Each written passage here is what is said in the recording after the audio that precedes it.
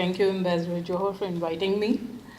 My senior panelists have already talked about the content of the book, and very eloquently, I think they've given their perspective. Let me begin by just highlighting a few questions that the young people, especially on campuses, they come up with when we, especially in the field of peace and conflict studies, try to teach during our lectures the peace models that exist in the world today. And there are not many, but few successful examples. They ask questions like, why can't similar models be applied to Pakistan and India for peace in the region? How long hate and hostility will continue? And the most important one, whose fault is it? And we don't really have the answer. But then we need to come up with the answers, and even if those answers are very simple, because we can't afford to ignore these questions.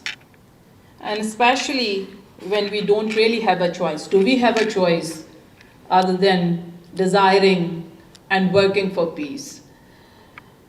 So the simple questions that these young people have in their mind, perhaps we need to change our lens and start thinking for simple answers.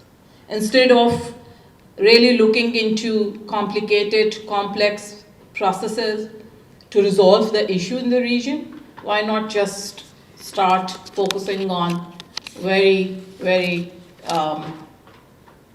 simple steps that people can take in order to establish peace.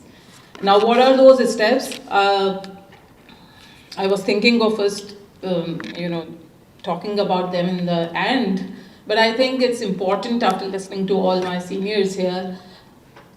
I think there is this peace constituency that exists virtually. Now that on the ground, given the nature of the problem that we face, and especially the government in India, it is difficult to directly engage and continue even the track to diplomacy or multi-track diplomacy, through multi-track diplomacy. There is this virtual world out there where young people, they're still trying to find answers to these questions, why we hate each other. And I'm not talking about the disinformation or the fake news or all those negative avenues that are being used to discredit each other, to find faults against each other.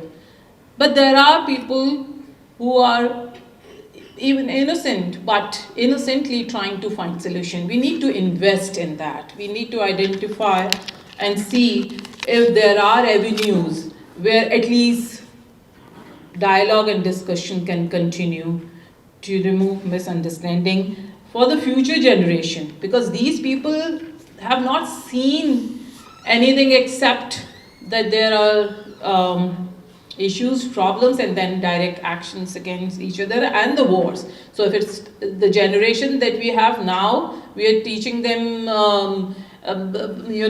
different level of education, providing them the degrees, and they are the ones who are going to take the responsibilities. These are the people who, when they opened their eyes, they found themselves in a situation where Pakistan was blamed, but not only blamed, but there was this war on terror going on.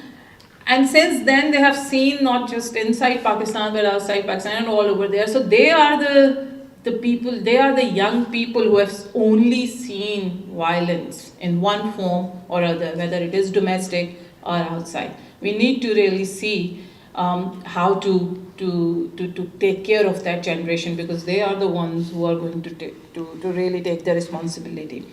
I spent my weekend reading the book, and I was pleasantly surprised that in the context of India and Pakistan, an ambassador who has actually worked and seen that much of the derailment, disillusionment, and all those efforts that were taken, turned into failure. And then, of course, the rise of aggressive neighbors who do not even seem to be interested in South Asian stability and security.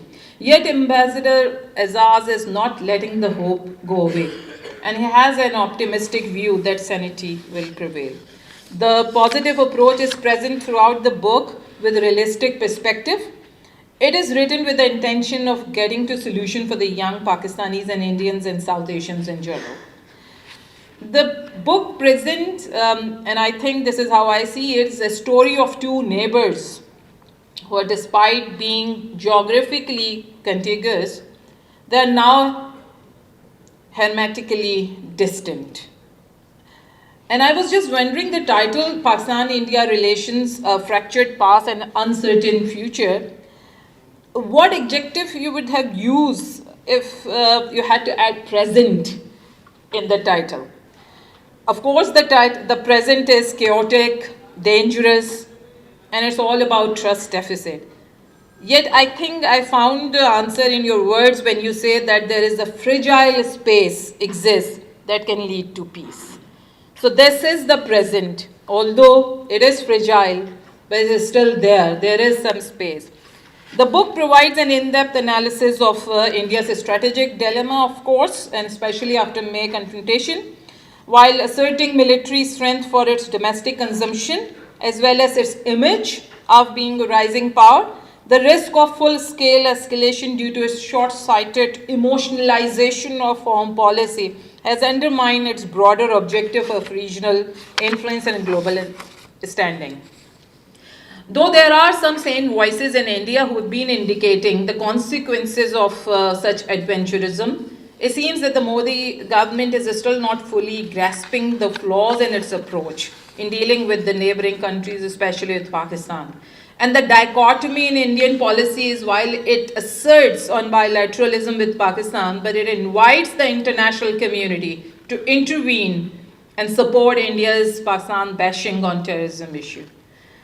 The book begins with a very comprehensive discussion on history of hostilities between the two countries, but I personally like chapter 5 and 6, which stands out as they take the reader to the broader spectrum of the issue. Given the change in security dynamics post 9/11, the change in Afghanistan and US-China competition, so it was not, the book is not exclusively only focusing on India or the behavior of the leadership in India or Pakistan, or a Pakistani's perspective of analyzing Indian behavior. It's much more broader in these two chapters, especially when we find how things have really changed. An important point highlighted in the book is the major change in Modi's behavior, of course, India's behavior as a nation, and a cold silence that you used the phrase on engaging with Pakistan, and on home front, the hostility towards Pakistan, making it a hot topic. And now that India is facing the dilemma, raising the public emotions so high through media, the extent that any shift in approach towards Pakistan would consider the political suicide, given the political calculation. Still, one must not lose hope. As the author keeps on reminding us in the book, politics is not static, and change does come. Time will tell if post-Modi, post-BJP, new government in India would continue with same aggressive behavior, it would apply a mature approach to its neighbor. The book concludes with a chapter on peace initiative, perceptions, and peaceful coexistence. And final chapter is the desire of a Pakistani who believes that good will prevail over bad, and there can be reversal of perpetual hostility.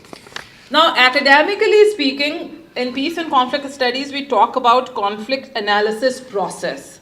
And I think somewhere somebody talked about the prescription and the diagnosis. So it is like an assessment-based prescription to identify the disease before the treatment. In case of Pakistan and India conflict, multiple treatments were prescribed in the form of bilateral talks, composite dialogue, CBMs, people-to-people interact to but never had a smooth conflict resolution process because of lack of agreement on the diagnosis of the problem. No negotiations can succeed if the parties to the conflict have different diagnosis of the problem. The major obstacle to peace between India and Pakistan is the absence of mutual understanding of core issue. Therefore, a genuine conflict analysis by the parties to the conflict is the key to initiate a sustainable conflict resolution process. The unique aspect of the book is that it makes reader question the existing political dynamics in South Asia. It is not a narration, not an opinion-based document only, but also I think it's carefully applied critical thinking approach to debunk some myths and reject assumptions. And I think it is one of the first few books that has a chapter on May 25 confrontation. It is important to bring this in academic discourse. Major takeaway is that it is time to change the lens from state-centric to people-centric. India needs to move from, as Ambassador Saab has mentioned in his book also, rehumanizing, moving from dehumanizing to rehumanizing the relations with neighbor. The cost of being in the conflict is too high. Peaceful coexistence is the key. India cannot achieve its global aspiration when the region where it geographically exists or situates is unstable and insecure. I think one aspect, as I already talked about, is in your next edition, if you could talk about the digital generation. So the young people who have a different, totally different understanding of the history of the conflict or the countries. I mean, they do understand, they are influenced by the propaganda, of course, in India, and I'm talking about Indian youth. But then there is this ambiguity. So this ambiguity in the young minds, I think there is a space to touch that, to engage them, and not to let the young Indians who are just growing up, the teenagers, consumed by the hatred or the agenda that is there for coming years. I congratulate Ambassador Azaz Chaudhary for this timely book, and I will definitely recommend this to my student in order to understand what is going on in the region. And it's not just for the peace and conflict studies or IR students, but I think it is important for other students also in the social sciences who can benefit. Thank you.